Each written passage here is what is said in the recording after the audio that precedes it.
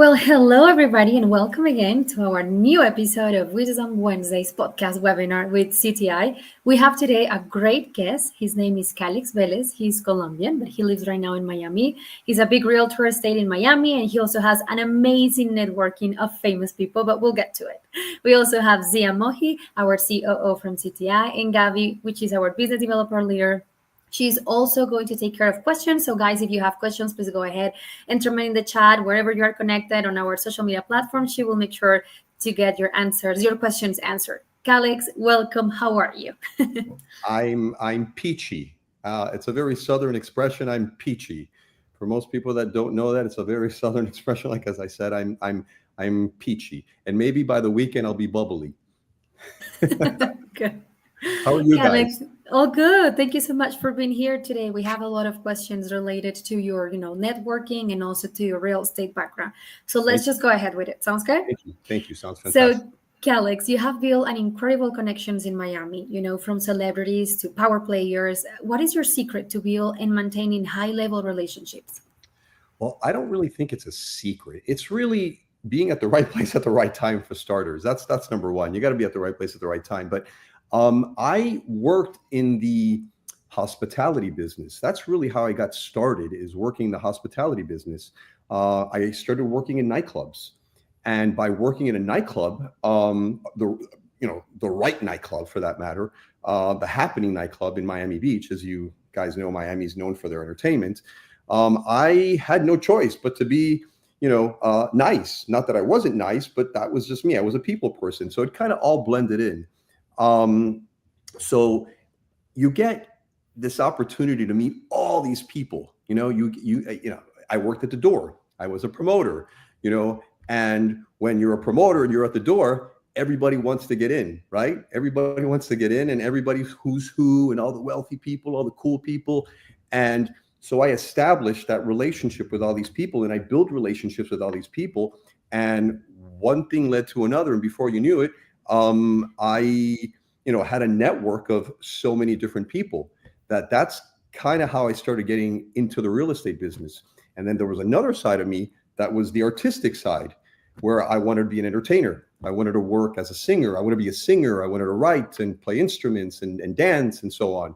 So they all kind of intertwine, they all kind of, for some reason or another. If you're an entertainer, you want to be in a nightclub. If you're in a nightclub, you're kind of in the entertainment business. And I started just building this network, as I said, and then it just led into real estate. That was pretty much it. And maintaining the relationships, it's you gotta be available. You gotta make yourself available. You literally got to make yourself available. You gotta listen to people. You gotta hear people out, and just maintain those relationships. It's communication. It's streamlined communication. So how do you do that? Because like when you've got I've got thousands of people in my Rolodex, and my buddies and I all have a joke. We'll go 6 months without talking to each other, and we'll pick up right where we left off. It's because life gets busy, things come up. But especially with what we do, like we're consistently networking. We're always like talking business, so trying to find the next client. How is it that you're able to stay on top of it? Okay. With, that's hard. Well, you're right. So realistically, it's almost impossible to be able to get, maintain, communication with everybody. So you do your best. You do what you can. At that time, there was a Rolodex. Now there's technology. Things have been way more innovative, right? So, social media, you grab a phone, you start saving numbers. What I did is literally every single person that I write down their phone number or their email address, I write a description, because I see so many people, right? And that happened. And throughout the course of many years, as technology just kept on changing, and I would lose contact with some of these people, as you just alluded to, because that happens. You can't remember everybody. So what would I do? I just save their contact information, and here and there, people evolve, things happen, and here and there, you'd send them an email. Or you kind of also have to remember, there's usually people that stick out, right? And those are the people that you remember, right? And for some reason or another, they stick out, and you kind of communicate with them here and there. And yeah, it's just that's how it is. You can't remember everybody's information. It's funny you say that. When I was in sales, there was an app that came out called Contact Card. And what you would do is you take a picture of their business card and it automatically uploads it to your contacts. Now, the cool part with that was you could put a note in. And let me tell you that putting a note in saved me a million times. Because you'll look at like, I don't remember who Bob was. And then, but you put in there, Bob was the guy with the toupee and talked about sports all the time. Yeah. Then you know exactly who you're talking about. Yeah. So, that's exactly it. Like, look at you. We just met not too long ago. Yep. Who do you know named Zia? I don't know anybody named Kalex. I don't know. What? And you were really happy that one time. So I'm like, I like, and you mentioned this and you mentioned that. And I'm like, okay, Zia, I don't know too many Zias. Okay, this is cool. So it also depends the name, that could stand out. You said something there, and I think it has a lot. I think you may not realize you're doing it because of who you naturally are. And I think it's something that you might want to hit on, especially with a lot of people trying to get into networking. I run around with reps all the time. I go on sales calls with them all the time, and they'll see me when we're driving out there. I'm like shut down completely. And they're like, "Hey, are you okay?" I'm like, "Yeah, no, I'm fine." I'm like, I have an on and off button that I have to turn on and off before I go do something because it's a lot of energy to exert all the time, right? And one thing that I noticed is everybody's attracted to a smile. Right. So when you're walking around smiling all the time, people are going to be attracted to that energy. They crave it. And funny enough, the reason I started talking, I'm like, man, this is like the happiest guy I've ever met in my life. Now, you are different than me, and I could be wrong. I just think you're the happiest guy I've ever met in my life. Thank you. Me, man, I'm like stressed out half of my time. So like for me, when I put the smile on, it's a show. It's like there's a whole thing going on over here for you. So like it's one of those things like I always tell everybody, you are what people see. You don't have a second shot at that first impression. So you put a big smile on, act like there's nothing wrong in the world. Everything's wonderful and people gravitate to you. In case in point, you're here today because of that interaction we had. I appreciate that. God, you're going to make me blush. I'm already blushing. Thank you. I appreciate that. Not to toot my own horn, but like, yeah, you have friends and people that tell you certain things here and there. Like, I guess I have a friend of mine that said I'm genuine. He says I'm genuinely sincere. And it's true. I'm going to repeat this a million times. I'm a people person. I like listening to people's stories. I find people interesting. Everybody has a story. Doesn't matter who you are. You have a story, right? And look at you again. I use you as an example. When I first met you, you had this story about you just made this great deal, and I was like, I was happy. I was genuinely super. I just met you, and I could tell you were celebrating. You were happy. You were there with your boy, your friend, your colleague, and you're there like telling me like, dude, this and this and this happened and this happened. I'm not going to get into the intricacies. Not that I know all of them anyway. But the point is that I was genuinely happy. I was happy for you, and that's just me. That's just my nature. That's just the way I am. I'm programmed that way. That's to me, that's how I look at life. I look at life like that, unless you're dead, but for the most part, yeah. I mean, I always look at the positive side of life. That's just me. Here we have a question from the audience, Kalex. Do you think networking is more about who you know or how you show up? Any tips for making a lasting impression? That's a great question. Networking, that's a very good question. I'm going to think about that. I'm going to tell you why I'm going to think about that, because I think it depends. Showing up is important. You got to show up. It's integrity. You got to show up. The other part was, what was the question? The other part? I didn't hear the other part. Yeah, I'm going to repeat it. Do you think networking is more about who you know or how you show up? Oh, okay. So it is about who you know. Mm-hmm. It is about who you know. Call it the ugly truth, but it's the truth. It's about who you know. Remember when you guys asked me at the beginning, in terms of, building this incredible connection in Miami. It's being at the right place at the right time, you know? So, and I'll give you an example. Because I worked in the entertainment business and the hospitality business, I'd always get invited to certain places. You know, I'd have the privilege to get invited to certain places. And you make a determination. Is it worth going to this place? Am I going to meet this person? Am I going to meet that person?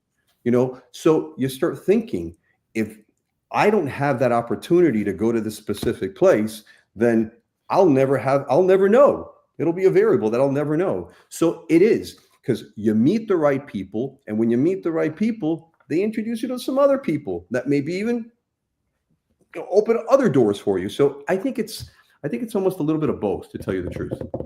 I think it's because how you show up determines the network you're going to create.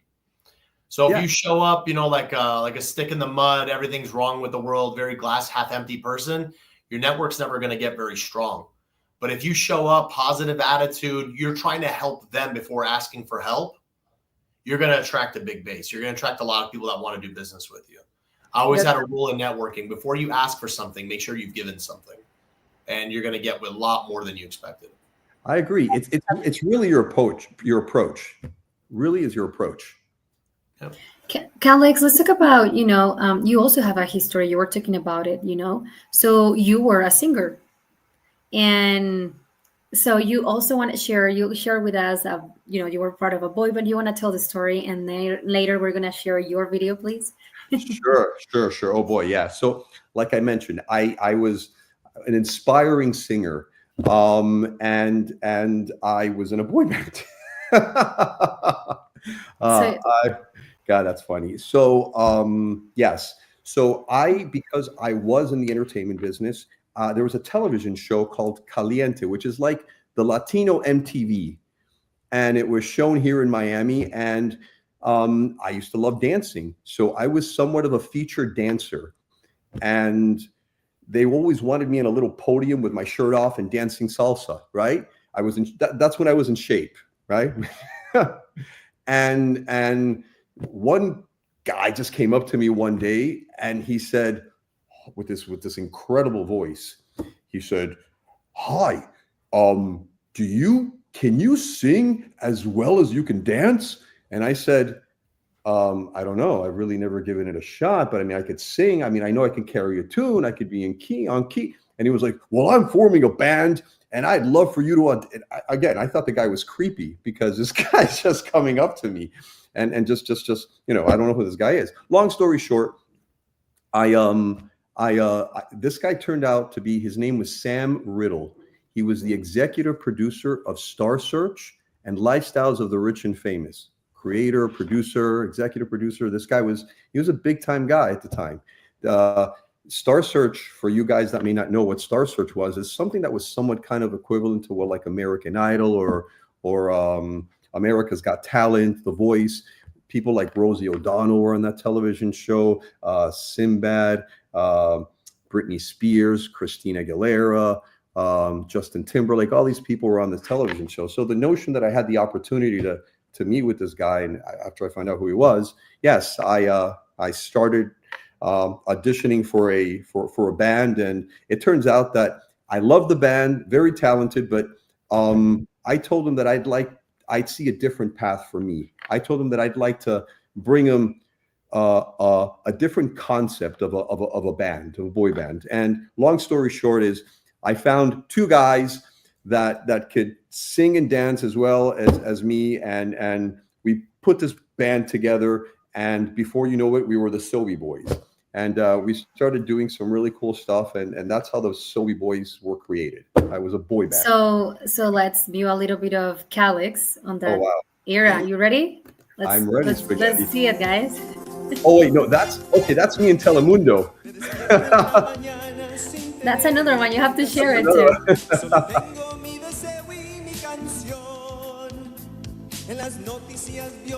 Oh wow! Just seeing these things are kind of bringing back some memories, boy.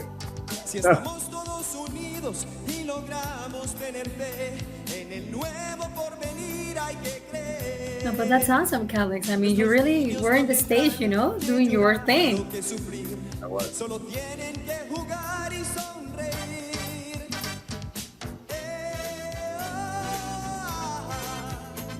Ya basta de egoísmo, vamos todos a amar más. Unidos venceremos y lograr felicidad. Me despierto en la mañana y me pongo a ver el sol. Me imagino un mundo nuevo y mejor. El sueño que yo tengo puede hacerse realidad. Solo todo estar unidos por la paz. He was Enrique before Enrique. I know. All right, so I'm Kalex, going to ask you a yeah, question. share a little bit about that. Yes, go ahead. So, all right, so you're doing this, and then for some reason, when you're young and you could have had all the chances to do all the crazy stuff and the different styles, you look pretty clean cut. No big things. And now, a little later on in your career, you've decided to go with an interesting hairstyle. What promoted? man bun. What was the idea behind the man bun? God. Okay. So, boy, where do I start? It was an artistic choice. At one point or another, I felt that it was just something that would make me feel distinguished, would make me feel a little different, and I'll give my wife credit as well. She at one point said, I like the hair I like the beard, the facial hair and the long hair. So I was like, okay, well, why not? So I kind of went in that direction because I not that I didn't have a choice, but it made somebody happy, and it made me a little happy too. Fair enough. All right, so you go from boy band, you go from Telemundo, you've got all this stuff going on. At what point did you make the pivot into real estate? Mm-hmm. Well, that's a great question, and I'll tell you why it's a great question. Because, as I alluded to earlier, I started in the hospitality business and in the entertainment business, and I didn't realize that just because I knew the right people, by putting people together, I could make so much money. I didn't know that. I was like, it didn't dawn on me because at the time I'm thinking, I just want to be a promoter. I want to be an artist. I want to be an artist. I'm thinking about being an artist and writing and music and this and that. And I'm not thinking about making money. I'm not. I'm just thinking I want to be an artist. That was me. That was my mentality, my way of thinking. And I had a really smart, he's still a very smart friend of mine. He went to Wharton, great business school. And I had another friend of mine. Boy, if you think I look good in that video, he makes me look like peanuts. He literally looks like the better looking of Enrique Iglesias. He actually at one point or another was practically engaged to a former Miss Universe. And one day he calls me out of the blue, and I'm going to try to make my long story short, or condensed for that matter. He calls me and he says, Kalex, I'm looking for a condo for a friend of mine it's a pre-construction deal. And I'm like, why are you calling me? Go get yourself a realtor. You know what I mean? Like, and then he's like, no, people and so on and so on. I'm like, buddy, listen, I don't know, can't help you, but if I do happen to run into somebody because you're my boy, I'll do my best and I'll get back to you. Okay. 2-3 days passed by. He called me again. And I'm like, buddy, sorry, I don't have anybody. So he just kept on calling me until finally it dawned on me. You know what? I had this friend of mine who literally happens to be the sales director for this particular pre-construction project. And she was really nice. And I called her and I'm like, hey, are you selling this? Do you guys still have, condos? And she's like, of course. Oh, Kalex, are you in the real estate business now? And I said, kind of. I kind of am, kind of not. I'm kind of, I'm just learning a little bit about it. But yeah, I know. She's like, okay, well, great. Let me know if I can help you out. I called another friend of mine at the time, the Wharton guy. It was great. He always said, Kalex, listen, if you ever need any real estate advice or if you ever need any help or any direction, let me help you. I'll be your guy. And I was like, great. And all you got to do is just hook me up with the nightclubs, get me in, introduce me to the right people, and I'd be forever grateful. And I said, sure, no problem. So long story short is, I ended up getting my buddy, the guy that looked like the better looking version of Enrique Iglesias, my other friend from Wharton, my friends at the time, soon to be father-in-law and mother-in-law. I put them all together in a room. I had a real estate contract. These, they're like Bibles, right? And my buddy, as brilliant as he was, he literally read and described the entirety of that contract to the future father-in-law, and I looked like a champ. I looked like, wow. They looked at me like, wow, who is this guy? Is he a lawyer? Before you know it, I had a check written, or there was a check written for like $200,000 for an offer for a $1.3 million property. And I said to myself, okay, this is great, I guess. I didn't know. And my friend, within 15 days, there was a closing. My friend ended up getting a check for like $20,000-$30,000. And I'm like, good for you. He made $30,000. And he said, well, Kalex, yep, I hope this inspires you to get your real estate license. And I'm like, okay, yeah. And then literally within a month, I ended up getting a real estate license. And within that month that I got that real estate license, I started working with him. And then when I started working with him, he helped me. He gave me guidance, and he helped me, and he put me in a position where I can make the same amount of money in commission now having a real estate license.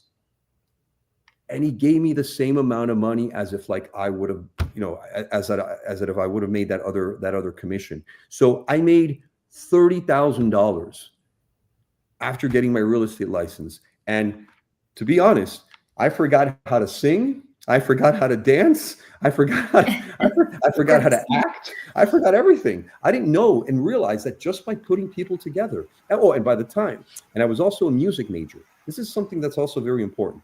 I was a music major because that was my thing. I wanted to be an artist. I switched my majors because now I started realizing I can make money. I can fund my own projects.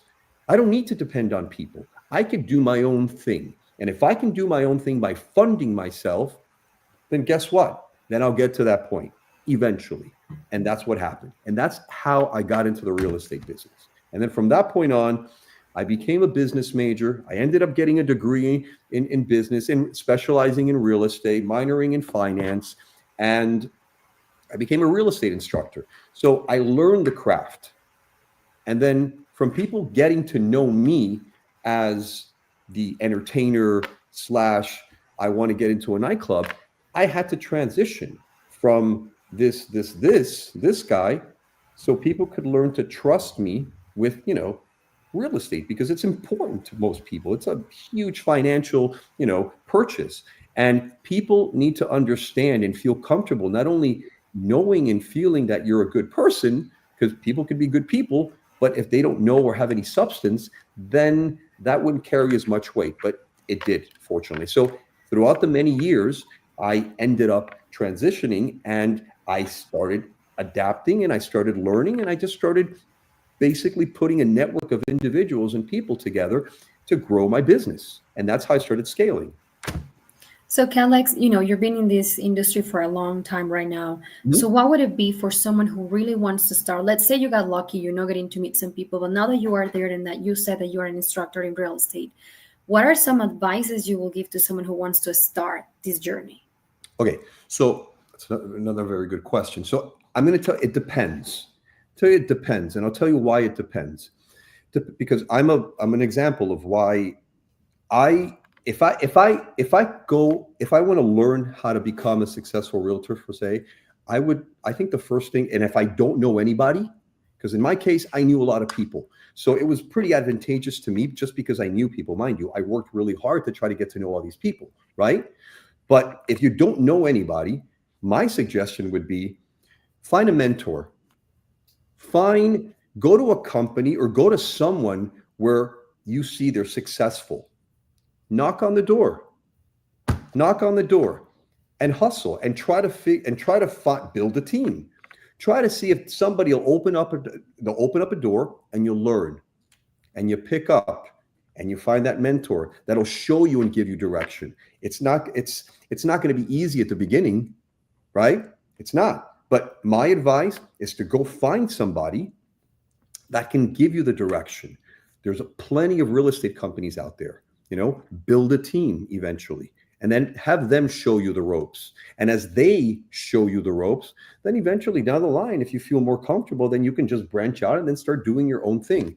But to answer your question, I would find somebody that I feel that would be great in that field and learn from them, pick up from them, follow their steps, and then eventually down the road, branch and branch out on your own and do your own thing if that's your path, if that's what you like to do. And Kalex, on that, real estate, being in real estate, it's a lot of it's just in being in sales. And my wife is in real estate, and so I understand the hustle and the grind that comes with it. And I think in the state of Florida alone, I think there are more licensed real estate agents than there are properties for sale. Wow. Which is like some crazy statistic. It's just insane. So if I think the advice you gave is fantastic with a mentor, and don't limit that to just real estate for anybody who wants to get into any industry. Find yourself somebody who's done it and just kind of ride their coattails, pick their brain, see what they do, see how you can do it your way. But at the end of the day, you got to look in the mirror and ask yourself, do you have the hustle? Do you have the grind? Do you have the energy? Do you have the personality to go do it? It's a lot of being told no. And real estate, it's a commission-only job. So you're only going to eat what you kill. So if you don't have the fortitude, don't waste your time. You have to be able to know, I'm going to work a 70-hour week for 4 months straight before anything might even happen. And then it'll be worth it because you're going to get a couple of good ones. But keep that in mind. It's a struggle. So don't think you're going to walk in and $1 million houses. I completely agree with you, Zia.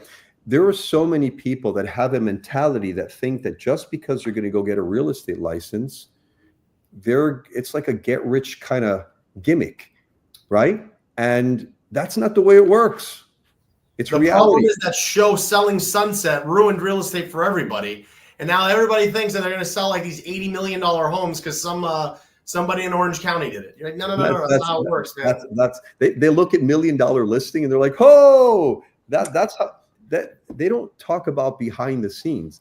Like anything in life, you gotta, and you hit the nail on the coffin. That's exactly, you gotta grind 70-hour, 80-hour weeks. You gotta do it. You have to grind. And that, listen, I'll tell you another thing. I used to knock at people's doors. I got to a point, which is, it's a niche. That's the other thing, is that you have to knock at people's doors. And you can't be afraid of people saying no or getting down because people said no. It's a grind. And it only takes one person to say yes. One person. Once you get that one person, you build your confidence. You build your confidence. And at that point, sky's the limit. The sky's the limit. But you have to grind. You have to. It's part of it. And it's not just working hard, it's working smart. I agree. Kalex, here we have another question from the audience talking about real estate. So with so many ups and downs in the Miami real estate market, how do you stay ahead and spot new opportunities?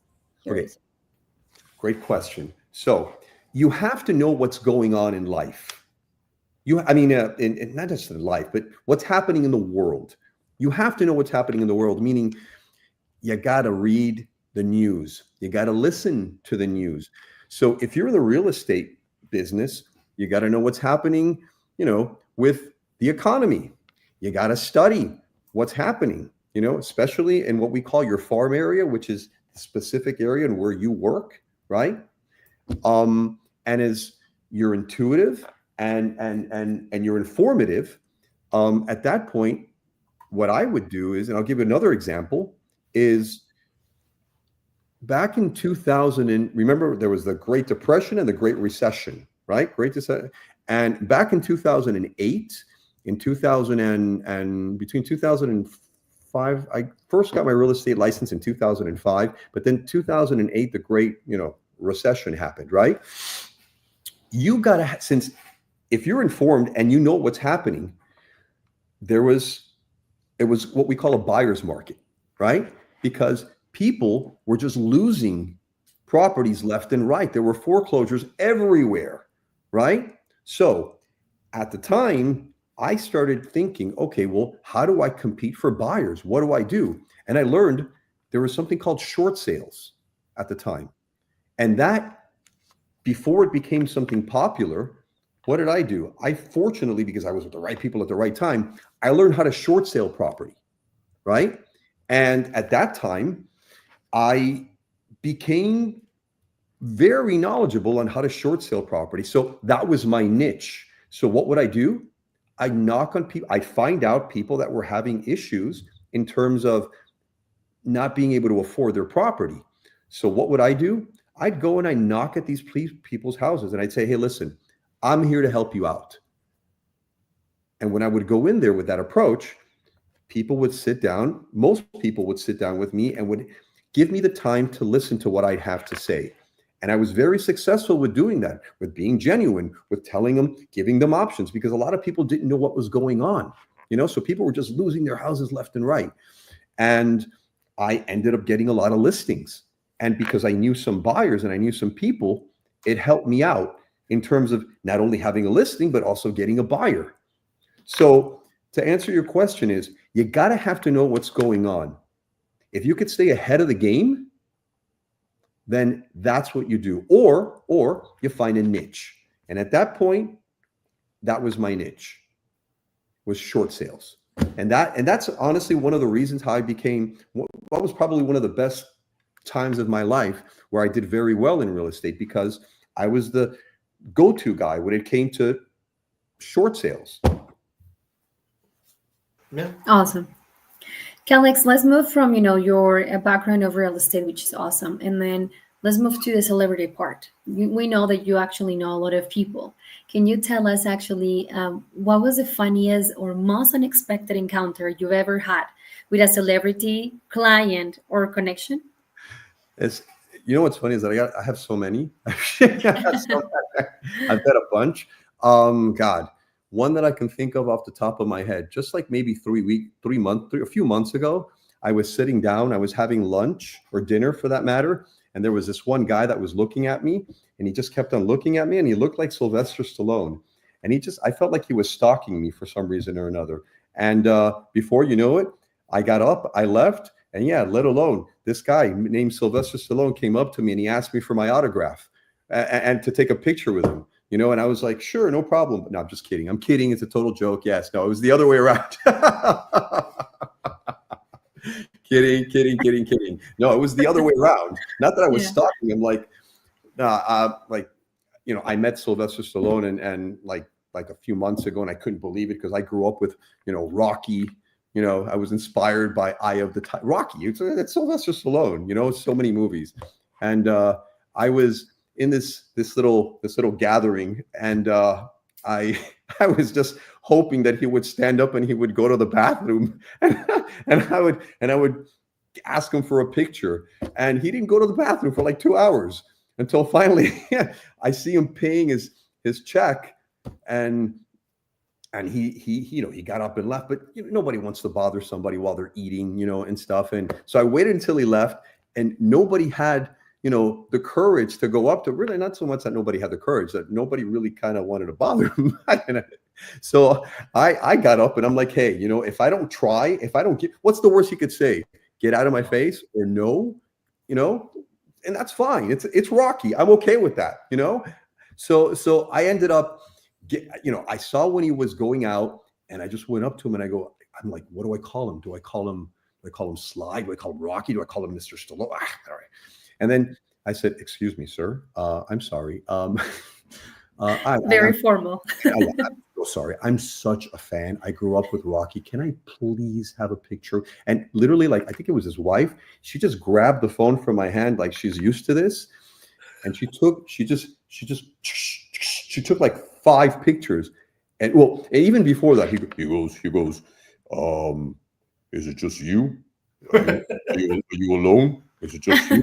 Like as if like, yeah, Sly, I'm with a full entourage here. I got all these people. Yeah. So I was like, yeah, it's just me. So that was a really funny encounter that I had with him.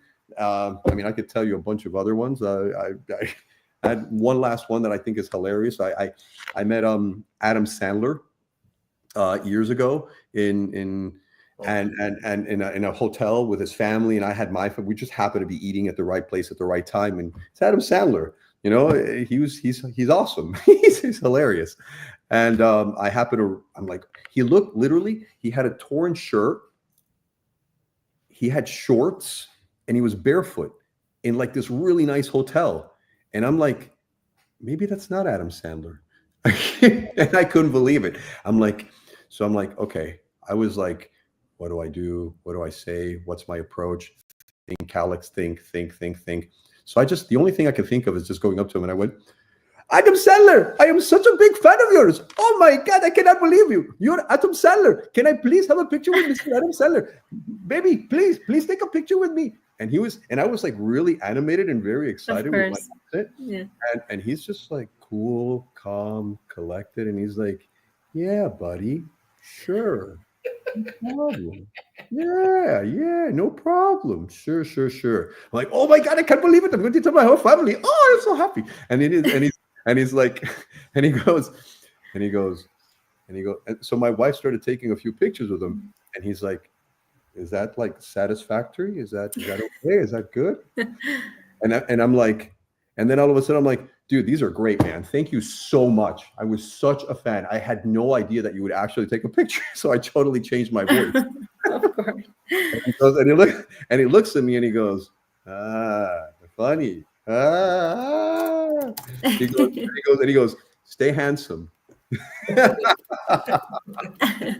So, Kalex, how do you, for example, how do you approach, how do you actually maintain, how do you maintain your balance of being approachable, but also at the same time protecting your energy of what people actually, you should meet or not meet? So obviously with famous people, you're more like approachable and everything, but what happened the other way around? What happened with your kind of like protect your energy because you're so approachable? So how do you do that?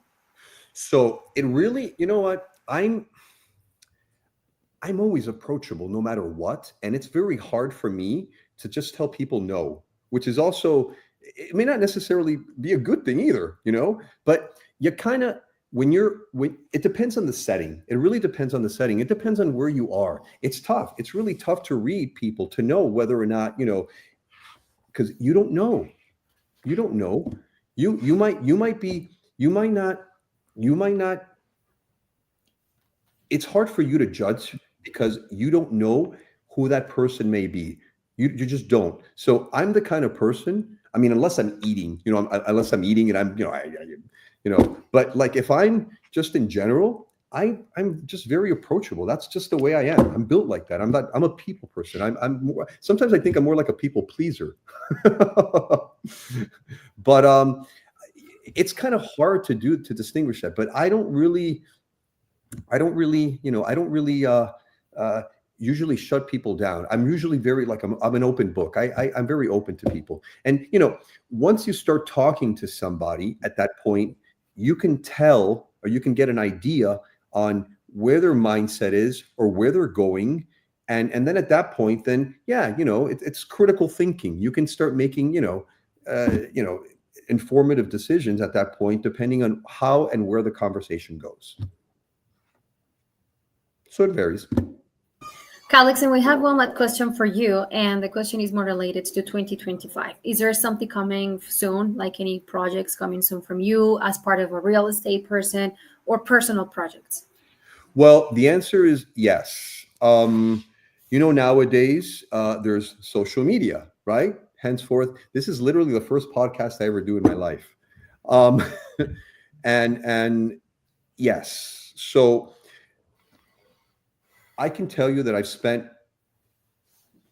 in marketing and advertisement almost $0, very little money, because I always went by in my business by my reputation, and because I knew people, and then people would just recommend me to other people, and then one thing would lead to another, and before you know it, I'd meet new people. But I really wouldn't spend anything in advertising and or marketing, like really zero, maybe just my website, and that's kind of it.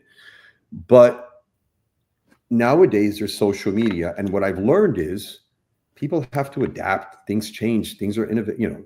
We get way more innovative with things, and people are never going to. I don't care how good you are at something. It doesn't matter if you're the most skillful realtor, the most skillful doctor, attorney, marketer, promote. It doesn't matter what you are. You could be the most skillful thing at anything that you do, but at the end of the day, if nobody knows who you are, then how are you going to share that?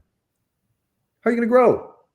So to me, marketing is important. And nowadays we've got social media, right? So social media is a platform to help people share who they are and what they have in terms of service, products.